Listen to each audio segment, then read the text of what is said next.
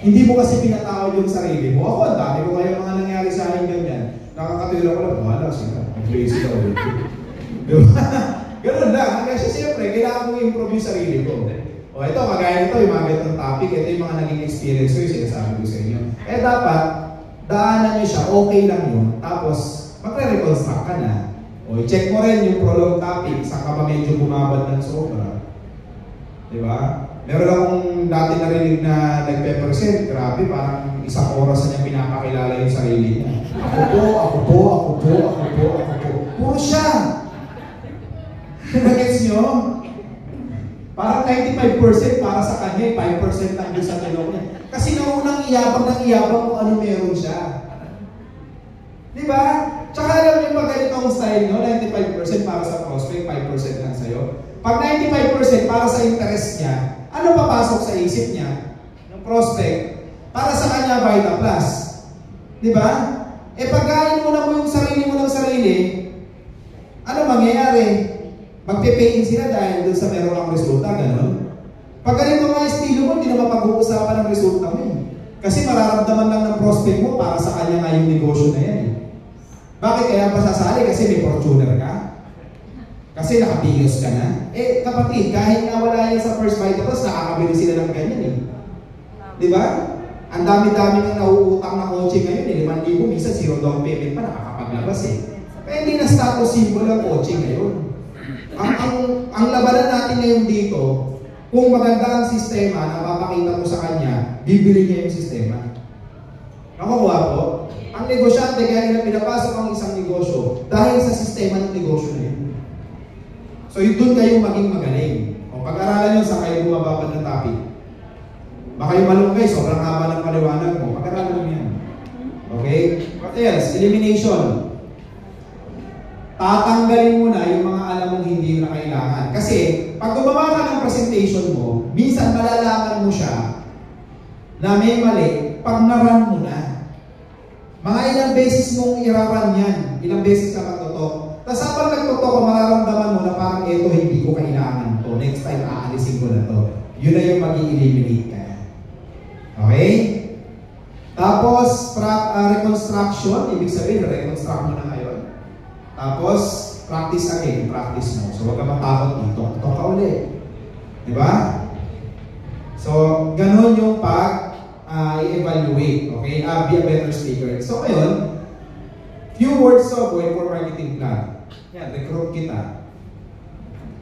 Alam mo ba, meron akong dealer na kaya pala hindi siya maka-invite. Kasi alam mo kung bakit, tinadaan niya sa biro yung pag-invite. Ang trabaho niya sa cellphone, manager siya doon. Tapos aside sa pagiging manager niya ng cellphone, nagtitinda siya ng sigarilyo doon sa loob ng mall. Nagpapachikash din siya, nagpapaload din siya. Yun ang mga racket niya. So people come and go doon sa store niya. Di syempre nandun ako one time. Sabi niya may pumasok. Sabi ko, nasa na yung mga prospect mo? Dami naman ako i-invite upline, kaya parang hirap kasi mag-invite. Nung one time may pumasok, sabi niya, uy! Sakto! Gusto mo imaman? Sabi kaya pala.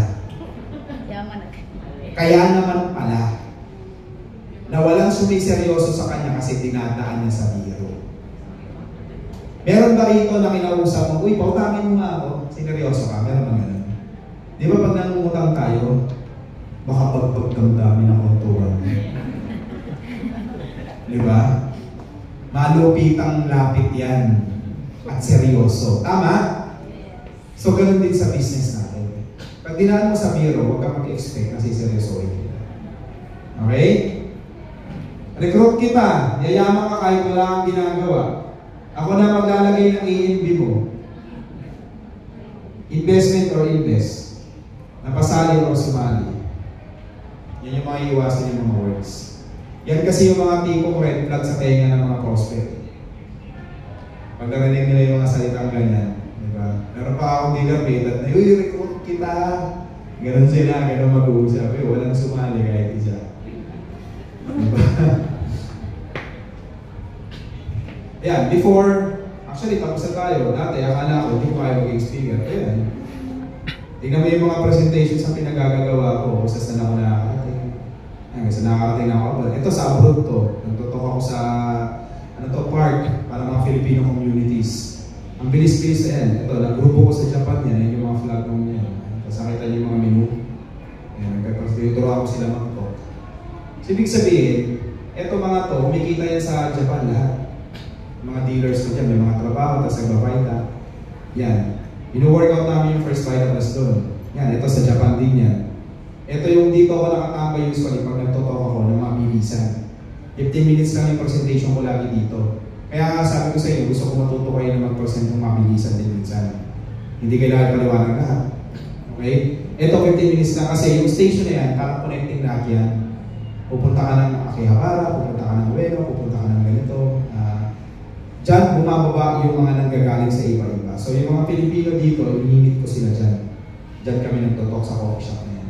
Okay? 15 minutes lang. Yan. Yan, ito, abroad yan. Yan, mga travel ko sa Korea. Korea naman yan, sa Korea. Yan. So, nadadala ko yung first Vitaplus kung saan-saan. At kung nagawa ko ito, magagawa niyo rin. Okay? So, gano'n lang po. So, i-workout nyo yung first Vitaplus kasi ito, Japanese to. Yan. So, sa mga leader ko yun doon. So, yan, napupuno yung power pack ng sasakyan. So, lahat yan, lahat ng nangyari sa akin dito, para maging na naging speaker ako, natuto ko mag-talk. Kaya nyo rin yun. Sabi ko nga sa inyo, magsiseparate lang sa atin dito is pag sinabi mo hindi mo kaya tsaka ayaw. Hindi kita mapipilit pag ayaw mo. Kahit sagandingin ko pa sa Apray Nancy, ang Apray Nancy Bondo, kahit tabi na kayo matulog, kung hindi mo gagawin yung mga ginagawa niya, hindi kaya yan. Ganun lang kasimple. Yeah. The ending of this training will be the beginning of your journey as a speaker. So, great morning. Maraming salamat po. At sana marami kayo natutunan at marami kayong i-adjust kasi sayang naman yung inubos yung 2 oras na ito kung hindi nyo naman din ipapractice. Okay? So, yung susunod po natin na topic, yung tinatawag na plug-in.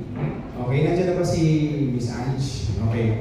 Yung plug-in, ito is ngayon, ginagawa na natin ito ngayon, yung BTF presentation na every 6 p.m. ng gabi. Bakit? Para pumasanay po tayo na pag may mga prospect po kayo ng gabi, pwede nyo na po dalhin dito. Okay? Ayan. So, ito po yung plug-in po, is mabilis na presentation ng marketing plan tsaka ng product po natin. Okay? So, nandiyan na ba si Miss Ange?